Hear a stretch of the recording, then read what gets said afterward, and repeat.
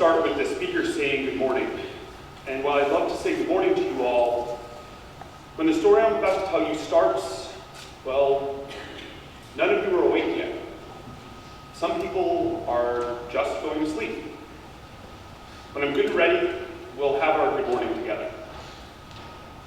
We're not in Simsbury. It's 2016, and we're in Stamford, Connecticut. Ben Mahalovich is out there somewhere thumping his chest like, yeah, it's me. It's 3:45 in the morning. My alarm goes off. I don't click snooze. I walk quietly to the bathroom. I brush my teeth, and I stare into the mirror. Disgusting. I used to repeat that word back to myself every morning. Disgusting. That's what I saw. My skin was tight on my limbs. I'd run my hand through my hair. It was thin, wispy. My fingernails were brittle. This weird shade of yellow. I'd walk back to my bedroom. I'd throw on a pair of running shorts and my shoes, and I'd set off to run a half marathon distance, which is a little over 13 miles. I'd run it slow intentionally. I read on the internet that the longer you exercise, the more calories you burn. When I finished, I would stretch for 15 minutes, I would do 30 push-ups, and then I would walk upstairs back to my apartment. My coffee maker would be going off by then. And I'd walk to my fridge. 2 hard-boiled eggs with the yolks pre-removed, so I was eating just the white. Along with 4 cups of black coffee, this would be my morning meal. A whopping 40 calories. And now, it's time. Sunrise. Good morning. Good morning. My name is Mike Greenwald. I teach math. I live in an alumni house. I'm a male who suffered from anorexia. And no, not while I was in high school, not while I was in college. This all happened right after I graduated from college, and the year before I came to teach at Westminster. And yeah, that's like 3 years ago, guys. This is not a terribly happy story. It doesn't really have the happy ending either, or any ending at all. I think it's worth your while, so buckle up. Look down at your left hand. Everyone's got a left hand here. Think about your skin. Is your skin warm? Are your hands freezing cold right now? I want you to look at your left thumbnail. Yes, actually look at it. And I want you to imagine that your left thumbnail is 3 times thinner than it is right now. That if I dropped as much as a textbook on it from a few inches off the desk, your left thumbnail would snap in 2. Now use your left hand to touch your head. If you've got hair on your head, sorry to some of my male colleagues here, run your hand through it. No hand on your head, you can touch your arm. Now before you look back at your hand, I want you to imagine that when you pull that hand back, a significant portion of your hair will have fallen out. Simply because you touched it.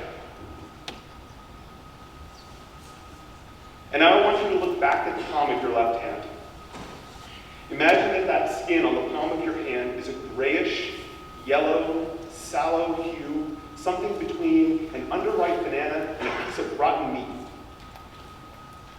And now I want you to take your left hand and I want you to use it to touch your stomach. You are hungry. Desperately, painfully, tirelessly hungry. Look in the mirror every morning. Repeat it back to yourself. Disgusting. My scale showed lower and lower numbers week by week. I'll be honest, I was never satisfied. Early on, I told myself that if I hit 150 pounds, I'd be done.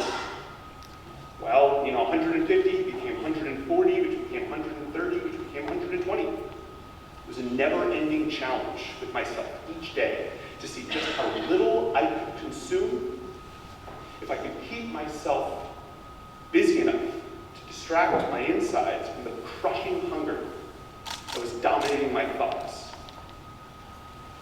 I'd steal glances at my coworkers' food as I skipped lunch. So I worked in an office in Darien, for those of you familiar with the area. So sandwiches from Uncle's Deli or entrees from Little Thai Kitchen, they would float through the office daily. Not for me. Food was the enemy. Food was my enemy.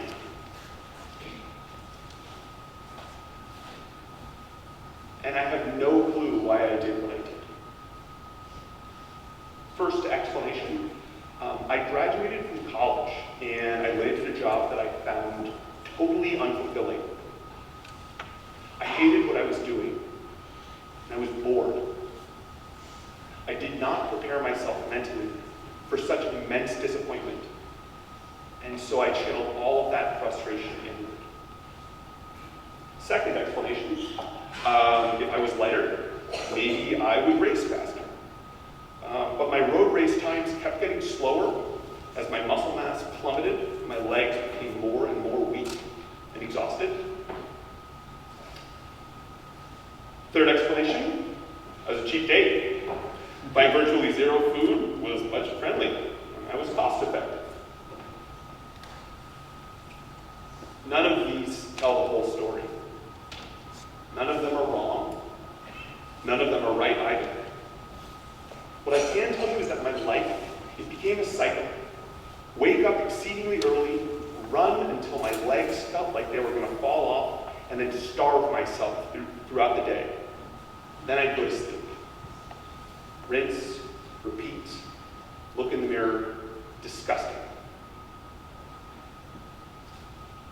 My parents showed increasing concern, and so I stopped visiting them. It was hard not to notice that I had dropped nearly 50 pounds in half a year.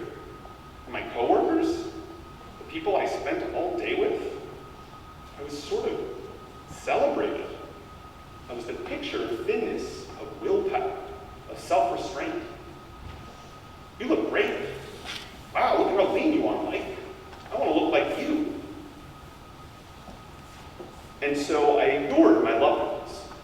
I listened to only what I wanted to hear.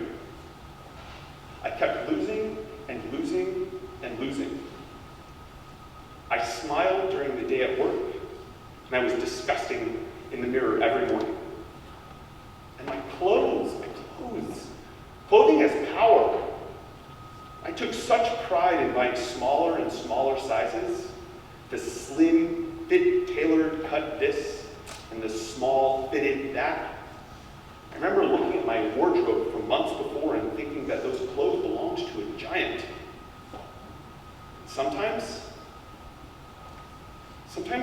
I wore those clothes because they hung off my limbs. Because they billowed in the wind like a kite around my skeleton frame. I wore them to prove to everyone that I was thin. My friends, my family, they all knew that I had a problem. They all tried to talk to me about it. And I rejected them all. With each reprisal, I became more and more eager to skip my next meal. Okay, so some of you have tuned out by now, so let's bring it back. What's going through your head right now? Is it a test later on today? A paper that you needed to work on last night? Practice this afternoon? Lunch? I want you to imagine for a second that all you can think about is food. You'll think about everything from broccoli to cupcakes all day long. And your primary objective is to deny yourself that food. Now don't do that for today. Imagine that you can extend that for months. Become one with the hunger. Invite it in. Give it a home. And let it take over. Let the hunger be in control. I received so many compliments in the first couple of months. I got a lot of positive attention. I think this has to do with the common image of men and male athletes in media. Pure muscle kind of skews what people think healthy looks like. I remember thinking that my body looked like it was meant to be underweight. That people who ran or people who worked out were supposed to be sickly thin. I still think that to a degree. But the continuation is driven by the addiction, by the obsession. A person like me, a former addict of self-inflicted suffering, someone with anorexia, we feel a remarkably twisted sense of reward and of accomplishment when we see smaller and smaller numbers on the scale. Anything is worth it. It never goes away. And then after a year of starvation and misery, I quit my job. When I got hired to come here to a community like Westminster, I knew that I needed to make a change. A career as a teacher in a big village like this was more than just teaching. And I knew that every single one of you would see right through me if I kept wasting away at my own will. I couldn't starve myself anymore. And so I came to Simsbury. And I ate meals with others in the dining hall. And I interacted with more people who I actually cared about, and who actually cared about me. And so, just like that, I was cured. Nope. I still track my food every day with an app, and I still eat very specific foods in a very specific pattern at very specific times of day. I still struggle with breaking from routines. I still struggle against my desire to undereat. I struggle with it every single day. I'm thinking about it right now.